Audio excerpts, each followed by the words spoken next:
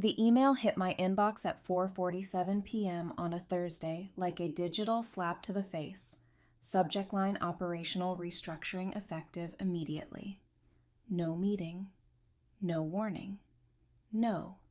Hey Riley, we need to chat. Just a corporate form letter with my name auto-filled at the top and a workload that had just doubled overnight, thanks to what they called streamlining initiatives, which is executive speak for.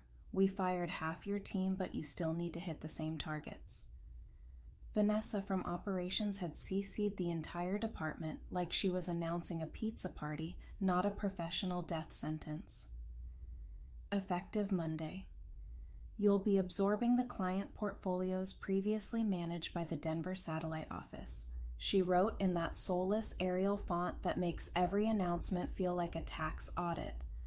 Approximately 340 additional accounts requiring immediate integration into your current workflow. We appreciate your flexibility during this transition period. Flexibility. That's what they called it when they dumped 2 full-time jobs onto one person and expected me to smile while drowning. I stared at the screen until my eyes burned. 340 accounts on top of my existing 180. That wasn't restructuring.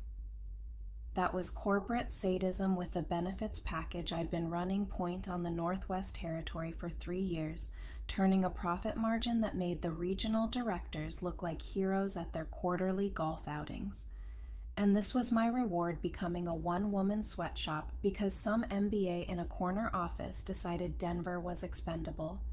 The worst part wasn't even the workload. It was the casual cruelty of it all, the way they announced it, like changing the coffee vendor or updating the vacation policy as if my professional life wasn't about to implode under the weight of their cost. Saving brilliance.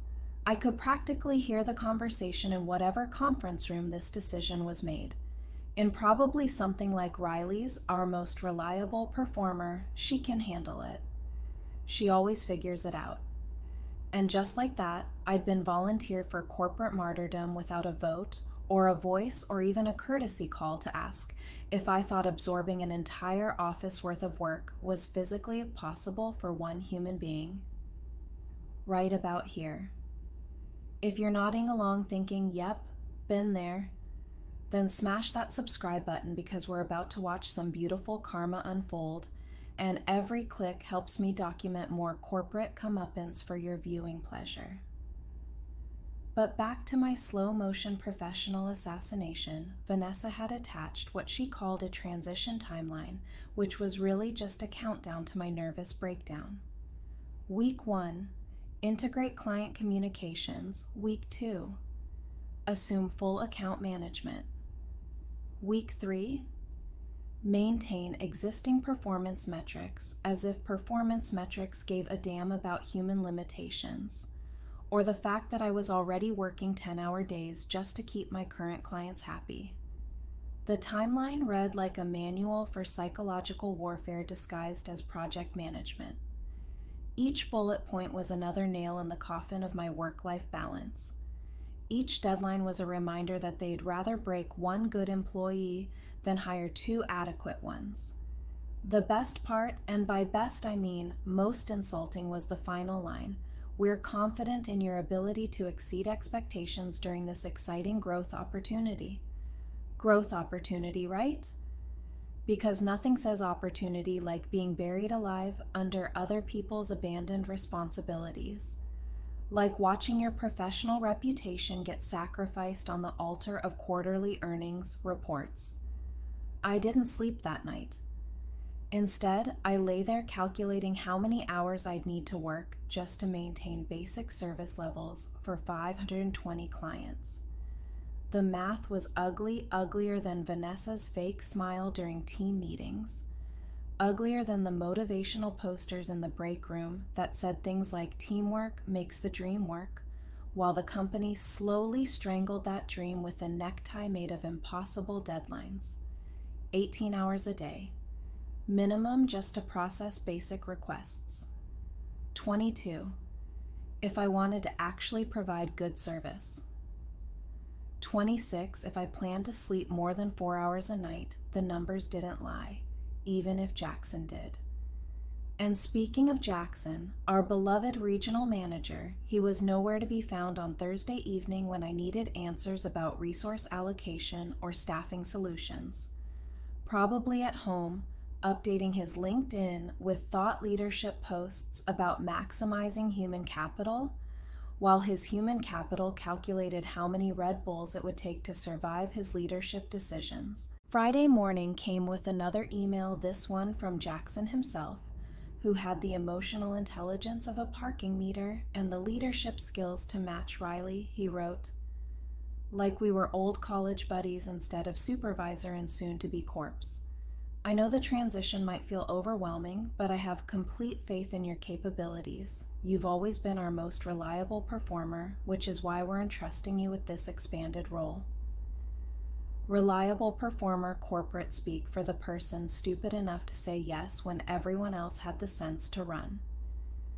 The person who stayed late without being asked, who covered for colleagues, without complaining, who made everyone else look competent by comparison. And now that reliability was being weaponized against me like a character trait that doubled as a professional death sentence. The email continued with Jackson's signature brand of toxic positivity. "This is really an incredible opportunity for professional growth and skill development. The kind of cross-functional experience that sets careers apart from the competition. Cross-functional experience. Translation for doing multiple jobs for the price of one, while your manager takes credit for innovative resource management." I wanted to reply with something eloquent, something that would capture the magnitude of their miscalculation. Instead, I closed my laptop, walked to the kitchen, and made a sandwich. Because sometimes when your career is imploding, the only thing you can control is the ratio of mustard to turkey and the precise amount of anger you spread on each slice. But here's the thing about being the reliable performer for 3 years: you learn things, you see patterns, you notice when executives make promises they can't keep. And more importantly, you remember when they break the ones they shouldn't. And Jackson, our beloved regional manager, had made me a promise 6 months ago during my performance review, a promise that was about to become his biggest regret. The promise came during our annual review meeting back in March, when everything was still normal, when I still believed that hard work led to recognition and loyalty was a two-way street.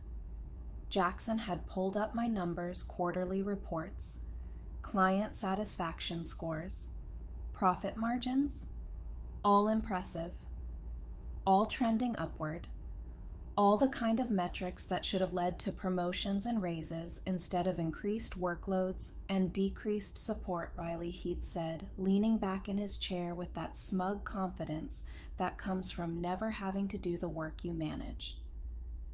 If you keep delivering results like this, there's definitely room for advancement in your future. We're looking at expanding the Northwest Division, and you'd be perfect for a supervisory role. Supervisory role.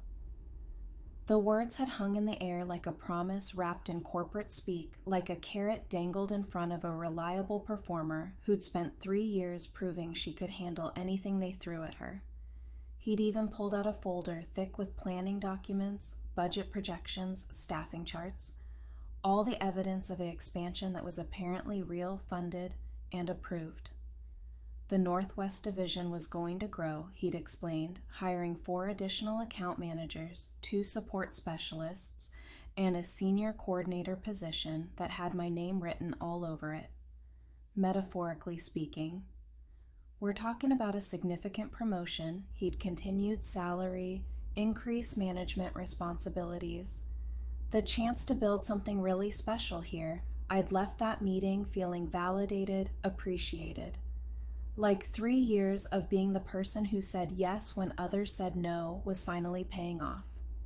Like reliability was a virtue that would be rewarded instead of exploited. But here's what Jackson didn't know about his reliable performer. I had been documenting everything for months. Not because I was paranoid, because I was smart. Email threads with timestamps, meeting notes with direct quotes, Every promise, every commitment, every casual assurance that my hard work would be recognized and rewarded. I had it all saved in a folder I'd named Career Development, which was really just a digital insurance policy for exactly this kind of corporate betrayal. The folder contained Jackson's March email, the one where he'd outlined the expansion plan, the new positions, the budget allocation for additional staff. The timeline that had me managing a team of 4 by Q4 instead of drowning solo in a sea of other people's abandoned clients. The expansion was real, the budget was approved, the positions were posted internally, and then something changed. Something that rhymed with cost cutting and sounded like executive bonuses.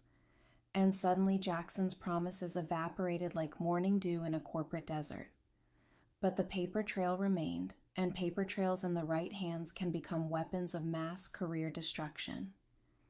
It started Monday morning like a controlled demolition. My phone rang at 6:30 a.m. before I'd even had coffee. Apparently, 3 Denver clients had received conflicting billing statements over the weekend and wanted immediate explanations about charges they didn't recognize from an office that had been shut down without their knowledge. The clients were confused, angry, and looking for someone to blame. Preferably someone who could actually answer their phones instead of an automated message that basically said, "Sorry, we don't exist anymore" by 7:15. 2 more clients had emailed asking why their account representatives weren't responding to urgent requests for representatives who'd been laid off the Friday before and whose email addresses now bounced back with automated messages that offered about as much help as a chocolate teapot by 8 p.m. My voicemail box was full, and I hadn't even walked into the office yet. 17 messages. 15 of them confused Denver. Clients asking questions I couldn't answer about services I didn't understand from an office that had been closed without proper client transition or communication. This wasn't a transition. It was a disaster with my name on it. And everyone expected me to fix it with a smile and a can-do attitude that I'd apparently left in my other pants. The office felt different that morning, like a crime scene where the body hadn't been discovered yet. Vanessa was at her desk sipping her usual oat milk latte and scrolling through LinkedIn, probably updating her bio to include synergy, thought leader, and other meaningless phrases that make HR people feel important. She looked up as I passed by her usual bright smile, tinged with something that might have been guilt, or maybe just indigestion from trying to digest the ethical implications of her operational decisions. Jackson was nowhere to be seen. Probably in another meeting about operational excellence, while the operation fell apart in real time, and I was the only one holding the pieces like a juggler who just had the number of balls doubled mid-performance without warning or additional hands. My desk looked like a paper avalanche had mated with a digital hurricane. Client files stacked 3 deep phone messages, scattered like confetti, and my computer screen flashing with enough urgent notifications to power a small casino every ring, every ping. Every red exclamation point was a reminder that I was one person trying to do 3 people's jobs, while the executives who created this mess were probably congratulating themselves on cost savings and efficiency gains that looked great on spreadsheets but fell apart. The moment they met.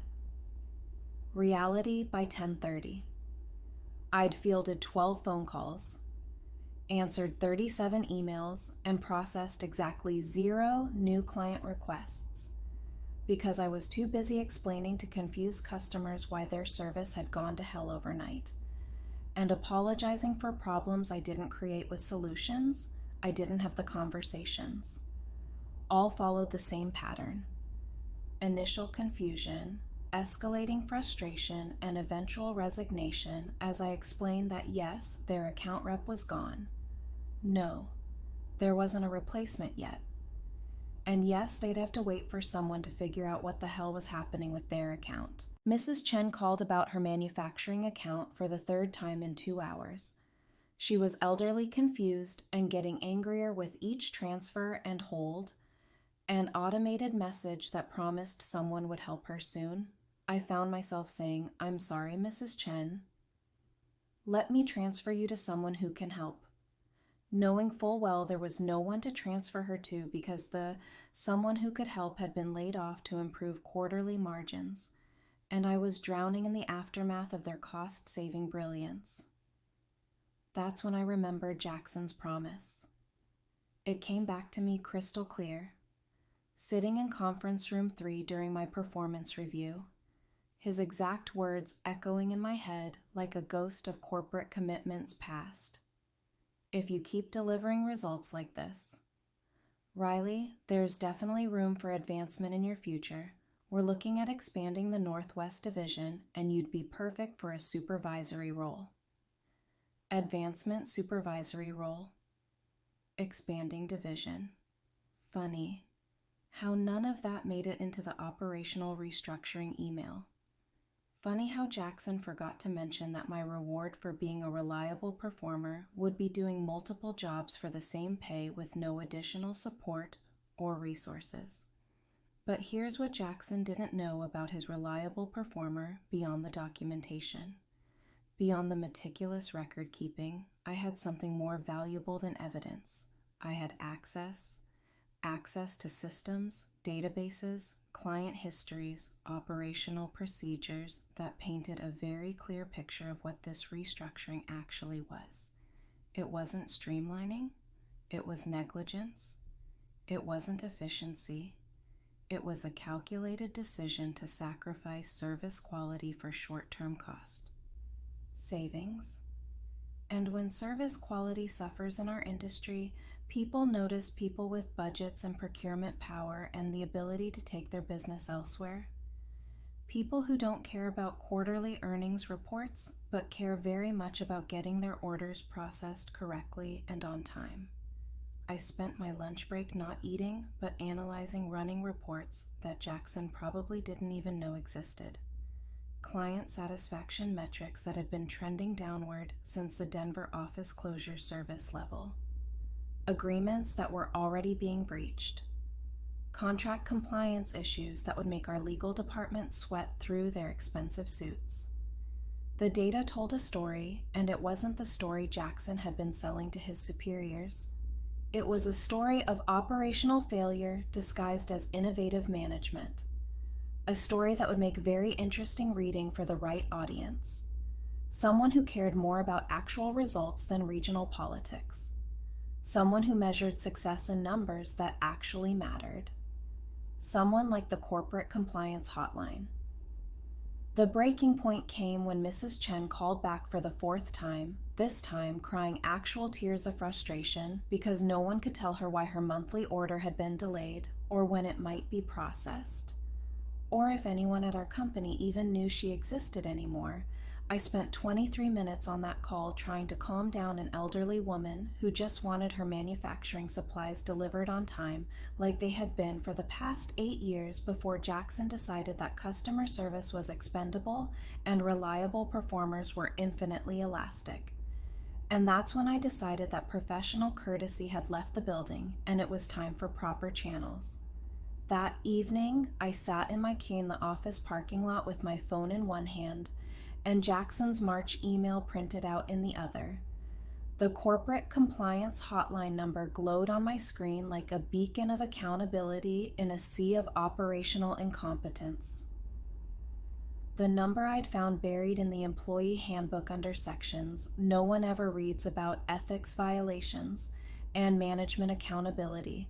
The same hotline that Jackson had mentioned dismissively during a team meeting when he said, and I quote, "If anyone ever has concerns about operational decisions, there are proper channels.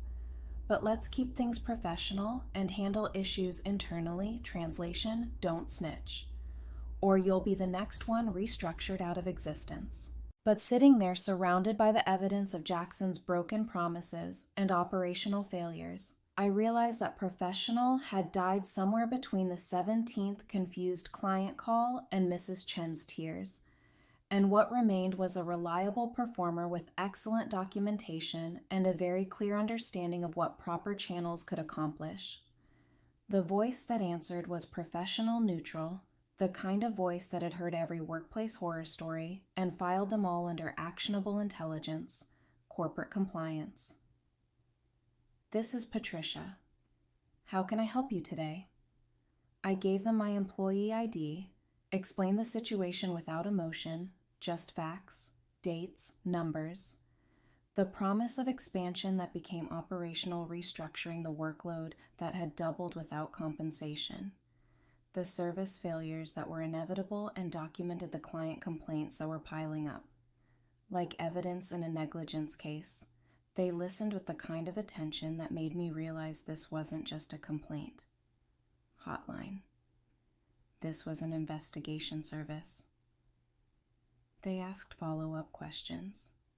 Detailed ones about timelines, budget allocations, staffing decisions, communication protocols. They wanted documentation, which I had ready to email before I hung up. They wanted specifics, which I could provide with timestamps and direct quotes.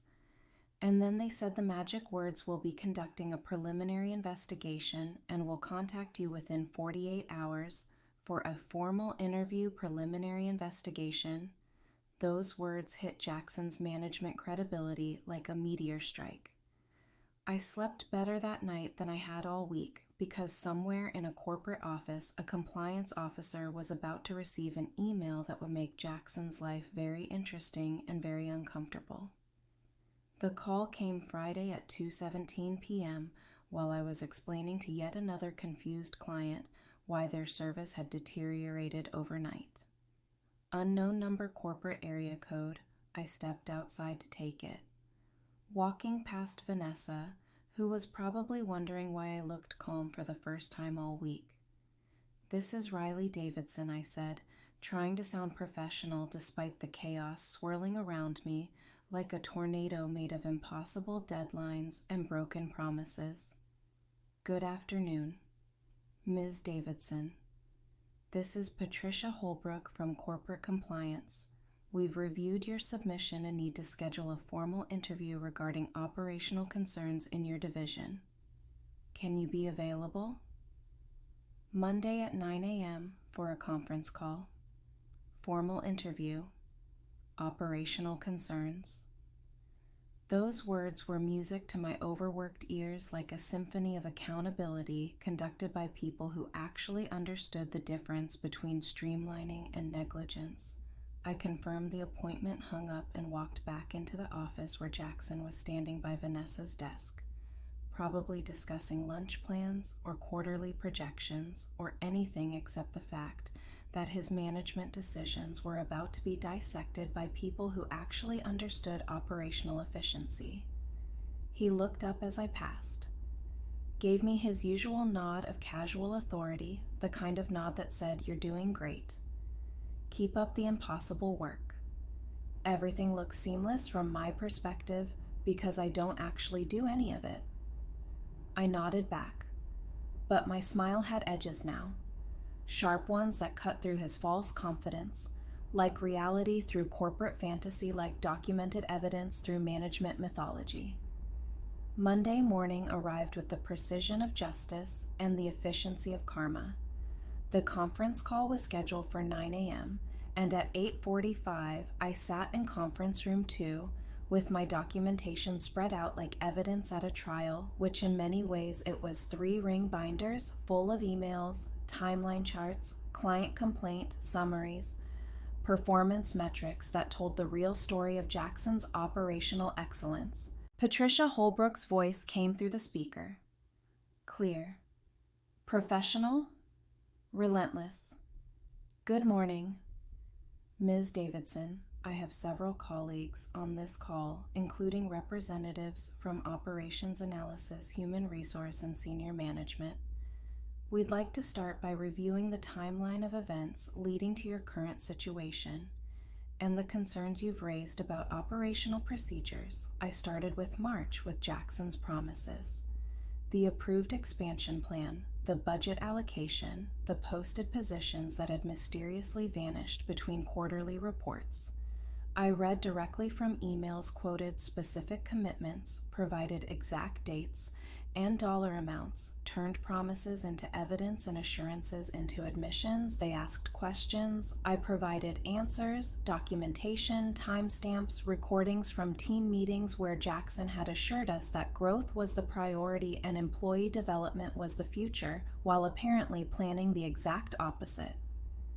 Then I walked them through the reality, the sudden restructuring that came without warning, the eliminated positions that disappeared without explanation, the doubled workload that assumed superhuman capabilities and infinite hours, the service failures that were predictable, preventable, and entirely the result of decisions made by people who didn't have to live with the consequences. By 10:30, the call had shifted from information gathering to problem identification. Patricia's questions became more specific, more pointed. Did you receive any communication about workload analysis before the restructuring or staffing requirements? Assessed based on actual client needs? What documentation exists regarding the decision-making process for the Denver closure? By 11 hunk. It had become an operational audit with representatives from different departments chiming in with their own questions about budget allocation, resource management, and the timeline for implementing such significant changes without proper transition planning. And by 11:15, Patricia Holbrook was asking questions that would make Jackson sweat through his power tie. Questions about fiduciary responsibility to clients, operational negligence, and whether the restructuring violated company policies regarding employee treatment and service quality standards. The call ended with a timeline investigation within 2 weeks, formal findings, within 30 days, and a promise that all results would be reviewed by senior leadership for potential corrective action and policy revisions. Corrective action in corporate speak means someone's about to get corrected hard. And policy revisions meant Jackson's management philosophy was about to be officially recognized as the operational disaster. It had always been. I walked out of that conference room feeling lighter than I had in months. Not because my workload had changed, it hadn't, but because accountability was finally coming for the people who thought reliable performers were disposable and promises were just words to fill performance reviews like decorative elements that made meetings feel productive without actually producing anything. The rest of Monday crawled by with the weight of anticipation hanging over the office like storm clouds that promised lightning. Jackson seemed normal. Cheerful, even sending encouraging emails about team resilience and operational excellence. Apparently unaware that corporate compliance was probably downloading his email history and scheduling interviews with his superiors about his innovative approach to human resource management. But Tuesday morning brought the first crack in his composure. I was processing client requests when I heard raised voices from Jackson's office. Not angry voices, careful ones.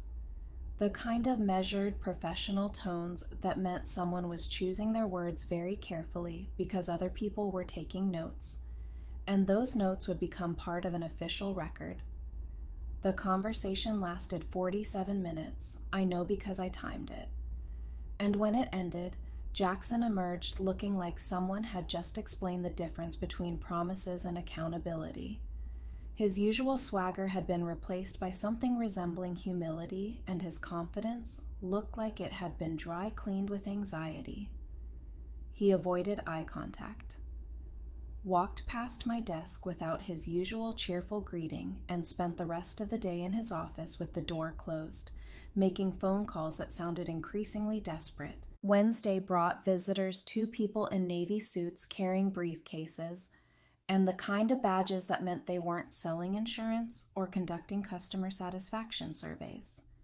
They were conducting interviews, formal documented conversations with staff members about workload distribution, resource allocation, and management communication patterns.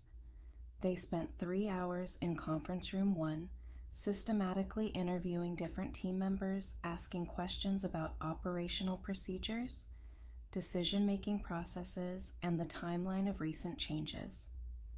I wasn't interviewed. I didn't need to be. I'd already given them everything they needed to connect the dots between promises and performance, between budgets and reality, between Jackson's version of leadership and the actual results of his decisions. Thursday was quiet. Too quiet. Like the silence before a corporate earthquake. Jackson avoided eye contact, spent most of the day in his office with the door closed, and sent exactly 0 emails about synergy or operational excellence.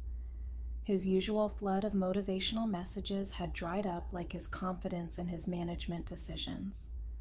Vanessa looked nervous, constantly checking her phone as if LinkedIn notifications might save her from whatever storm was building.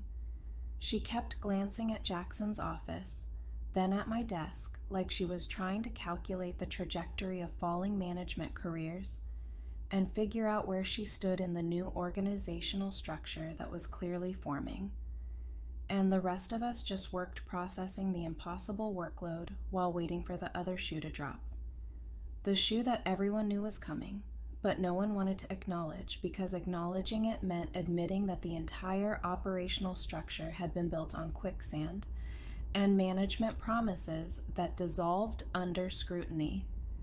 It dropped Friday at 3:33 p.m. in the form of an email from Human Resources. Subject: personnel changes.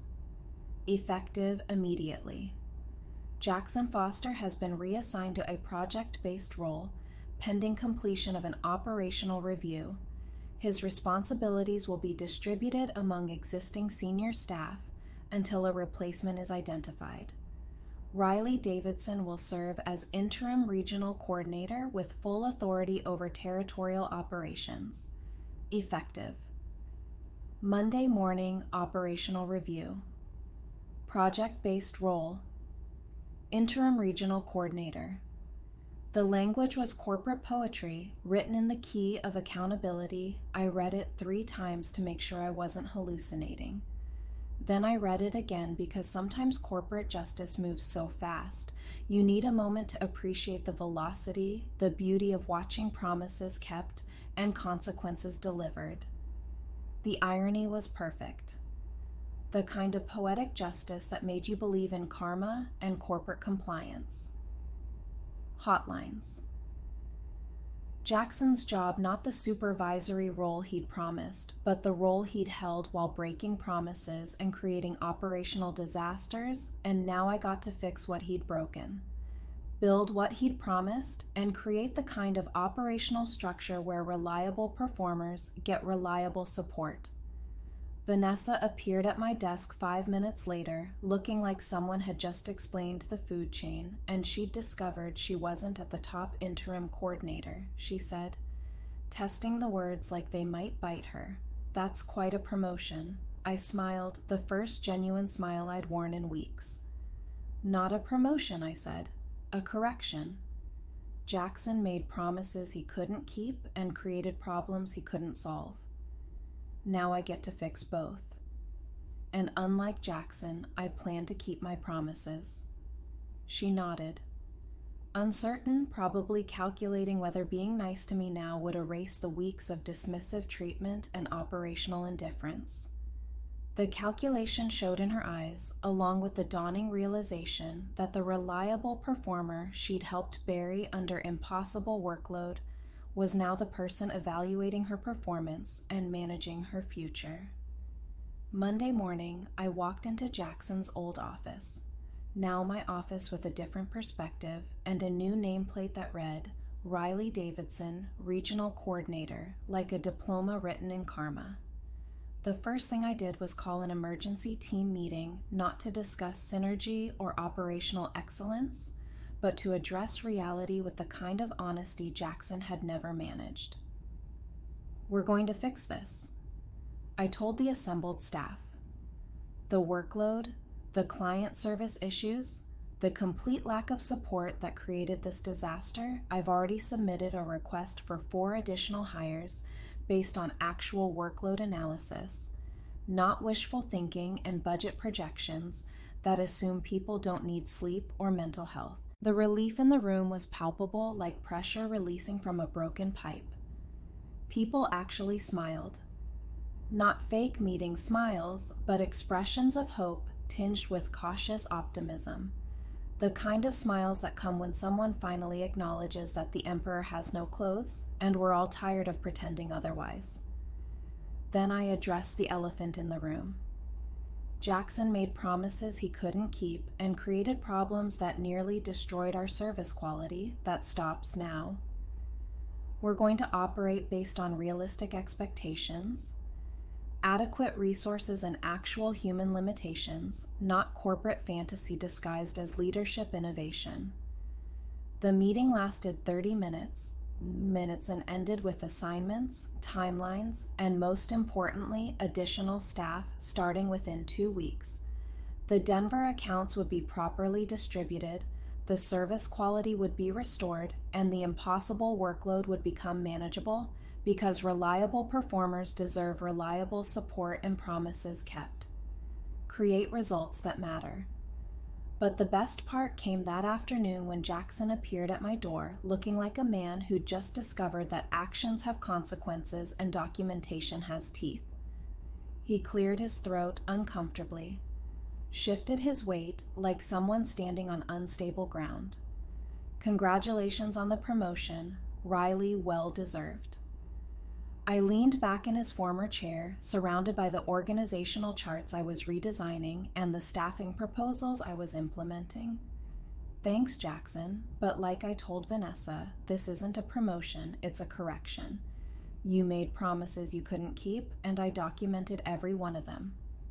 He shifted again, probably remembering every casual assurance, every performance review commitment, every expansion plan that had evaporated into cost-cutting and impossible expectations, every email that had seemed so harmless when he sent it, but looked so damning when reviewed by corporate compliance.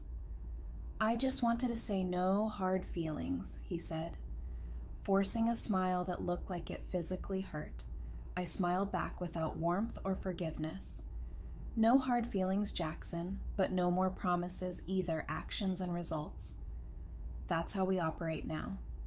He nodded, left without another word, and I turned back to the work of fixing what he'd broken, building what he'd promised, and creating the kind of operational structure where reliable performers get reliable support and excellent documentation leads to excellent accountability, because here's the thing about corporate karma.